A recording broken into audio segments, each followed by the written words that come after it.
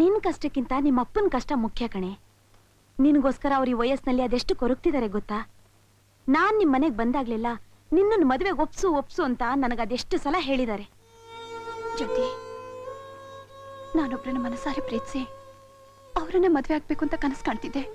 ಆದ್ರೆ ಅವ್ರಿಗೊಂದು ಮಗು ಇದೆ ಅಂತ ವಿಷಯ ತಿಳಿದು ನಾನೇ ಅವರನ್ನ ದೂರ ಇಟ್ಟೆ. ಆಮೇಲೆ ನಮ್ಮ ತಂದೆ ನನಗೆ ಬೇರೆ ಸಂಬಂಧ ನೋಡಿದ್ರು.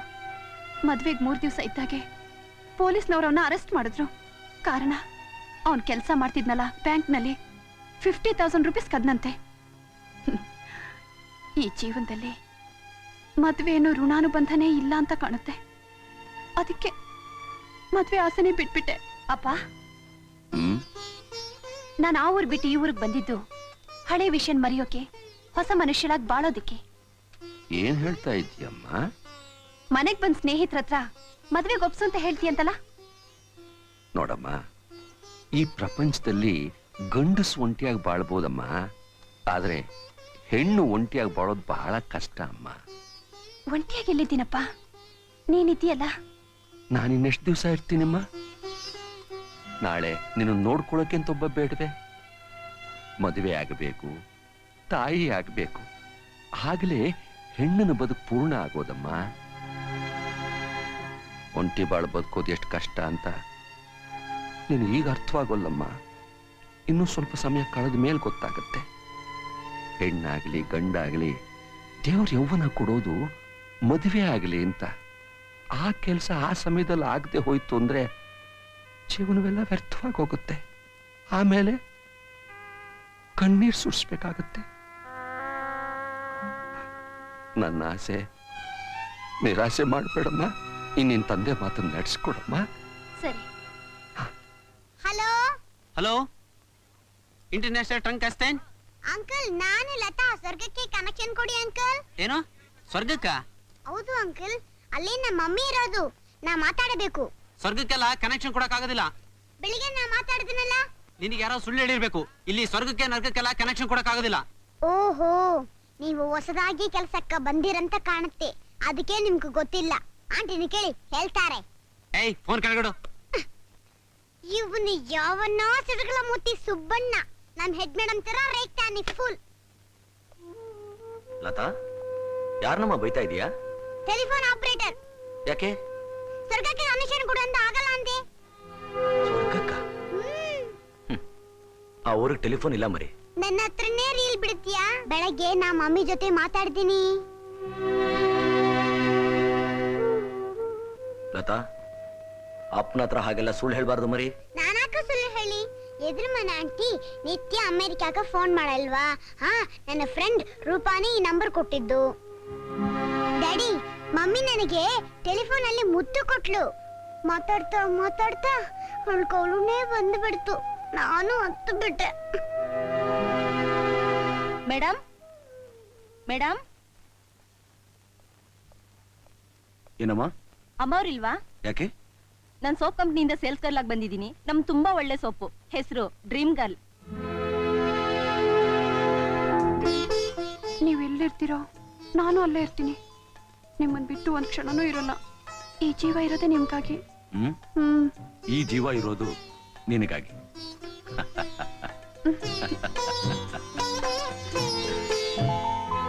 ಸರ್, ಸೋಪು ಬೇಡಮ್ಮ. ಹಲೋ, ಇಂಟರ್ನ್ಯಾಷನಲ್ ಟ್ರಂಕ್ ಅಷ್ಟೇ. ನಾನು ಆಂಟಿ ಲತಾ ಮಾತಾಡ್ದು. ಮಮ್ಮಿಗೆ ಕನೆಕ್ಷನ್ ಕೊಡಿ. ಕೊಡ್ತೀನಮ್ಮ. ಹಲೋ ಲತಾ, ನಾನು ನಿಮ್ಮಮ್ಮ ಮಾತಾಡ್ತಿರೋದು. ಇನ್ನು ಸ್ಕೂಲ್ಗೆ ಹೋಗ್ಲಿಲ್ವಾ? 9 ಸ್ಕೂಲು. ಹೌದಾ? ಲತಾ, ಟೆಲಿಫೋನಲ್ಲಿ ಯಾರ ಹತ್ರ ಮಾತಾಡ್ತಾ ಇದೆಯಾ ಮರಿ? ಡ್ಯಾಡಿ, ಮಮ್ಮಿ ಮಾತಾಡ್ತಾರೆ, ಕೇಳು. ಮಮ್ಮಿನ? ಲತಾ, ಡ್ಯಾಡಿ ಹೇಳ್ದ ಕೇಳ್ಬೇಕು, ಹಠ ಮಾಡ್ಬಾರ್ದು. ಮಮ್ಮಿಗ್ ತುಂಬಾ ಕೆಲ್ಸ ಇದೆಮ್ಮ. ನಾನ್ ಬರೋ ತನಕ ಡ್ಯಾಡಿನ ಚೆನ್ನಾಗಿ ನೋಡ್ಕೋಬೇಕು. ಅಳ್ಬಾರ್ದು, ಜಾಣೆ ಎನಿಸ್ಕೋಬೇಕು. ಮಮ್ಮಿ, ಇಷ್ಟೊತ್ತು ಯಾರ್ ಫೋನ್ ಕೇಳಿದ್ ಗೊತ್ತಾ? ಯಾರು? ಡ್ಯಾಡಿ.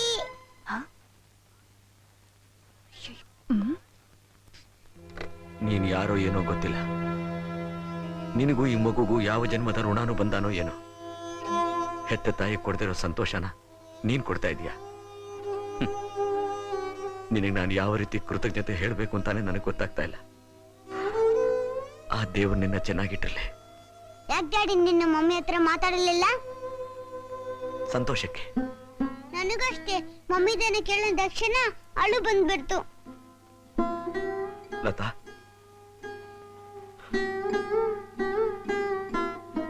ಆ ದೇವ್ರು ತುಂಬಾ ಕಟಕ ಕಣಮ್ಮ. ನಿನ್ನ ತಾಯಿಯಿಂದ ದೂರ ಮಾಡ್ಬಿಟ್ಟ. ನಮಸ್ಕಾರ. ಹಲೋ, ಗುಡ್ ಬನ್ನಿ ಮಾರ್ನಿಂಗ್. ಬನ್ನಿ ಬನ್ನಿ. ಏನ್ ಚಂದ್ರ ಅವರೇ, ಹೇಗಿದ್ದೀರಾ? ಚೆನ್ನಾಗಿದ್ದೀರಾ? ಹಾ.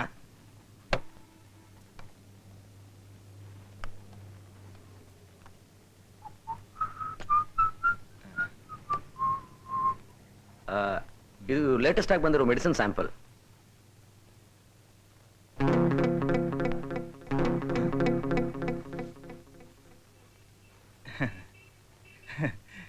ಇದು 100 ಪೀಸ್ ಆರ್ಡರ್ ಮಾಡಿ ಈಗಲೇ ಇಂಡೆಂಟ್ ಹಾಕ್ಬಿಡ್ತೀನಿ.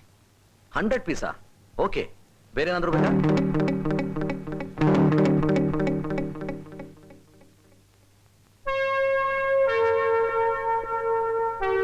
ಮಿಸ್ಟರ್, ಯಾರು ಇದನ್ನ ಕೊಟ್ಟಿದ್ದು? ನಿಮ್ಮವ್ರೆ. ಯಾರು ನಮ್ಮವರು ಅಂದ್ರೆ? ನಿಮ್ಮವರೇ ಕೊಟ್ಟಿರ್ಬೇಕು ಸರ್. ನೀವು ನಿಮ್ಮವ್ರು ಕೊಡದೆ ಇನ್ಯಾರು ಕೊಡ್ತಾರೆ? ಒಂದ್ 100 ಪೀಸ್ ಯಾರು ಸುಳ್ಳು ಹೇಳ್ತಾ ಇದ್ದೀರಾ?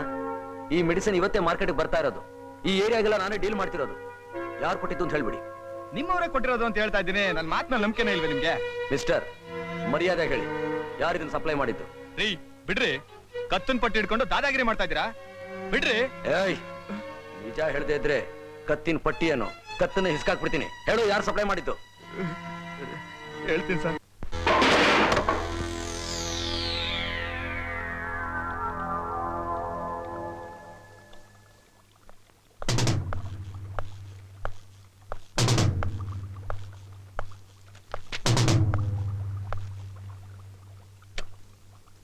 ಯಾರು ನೀನು? ನಿನ್ನ ಪಾಲಿನ ಯಮ. ಏನಂದೆ? ರಾಸ್ಕಲ್. ನಮ್ಮ ಕಂಪನಿ ಟ್ರೇಡ್ ಮಾರ್ಕ್ ನ ಉಪಯೋಗಿಸ್ಕೊಂಡು ನಕಲಿ ಔಷಧಿಗಳನ್ನ ತಯಾರು ಮಾಡ್ತಿದ್ದೀರಾ? ಓ, ಅದಕ್ ಬಂದ್ಯಾ? ಕೇಳ್ಬೇಕಾದನ್ನ ನೇರವಾಗಿ ಕೇಳು. ನೇರವಾಗೇ ಕೇಳ್ತಾ ಇದ್ದೀನಿ. ನೀನಾಗೆ ಪೊಲೀಸ್ನವ್ರಿಗೆ ಸರೆಂಡರ್ ಆಗ್ತೀಯಾ, ಇಲ್ಲ ನಾನಾಗೆ ಒದ್ದು 50 ಕೊಡ್ತೀನಿ. ಲಂಚ ಕೊಡ್ತೀಯಾ? 50 ಲಂಚ ಅಂತಾರೇನು? 50 ಅಂದ್ರೆ 50,000.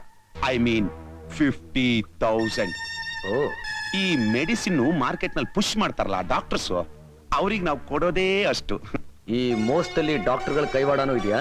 ಡಾಕ್ಟರ್ ಏನು, ಲಾಯರು ಇದ್ದಾರೆ, ರಾಜಕಾರಣಿಗಳು ಇದ್ದಾರೆ. ಅವ್ರ ಸಹಾಯ ಇಲ್ಲದೆ ಈ ವ್ಯಾಪಾರ ಮಾಡಕ್ಕಾಗುತ್ತಾ? ನಿನಗಿನ್ನೂ ಅನುಭವ ಸಾಲದು. ಬಿಸಿ ರಕ್ತ ಕೊಡೋದನ್ನ ತಗೊಂಡ್ ಹೋಗು. ನೀನ್ ಕೊಡೋ ಎಂಜಲ್ ಕಾಸ್ಗೋಸ್ಕರ ನಾನ್ ನಮ್ ಸಂಸ್ಥೆಗೆ ದ್ರೋಹ ಮಾಡಕ್ಕಾಗಲ್ಲ. ಮರ್ಯಾದೆಯಾಗಿ ಹೇಳ್ತಾ ಇದ್ದೀನಿ. ಬರ್ತೀಯೋ ಇಲ್ವೋ? ನಾನ್ ಬರೋದ್ ಬೇಡ, ತಗೊಂಡ್ ಹೋಗು. ಹ್ಮ್.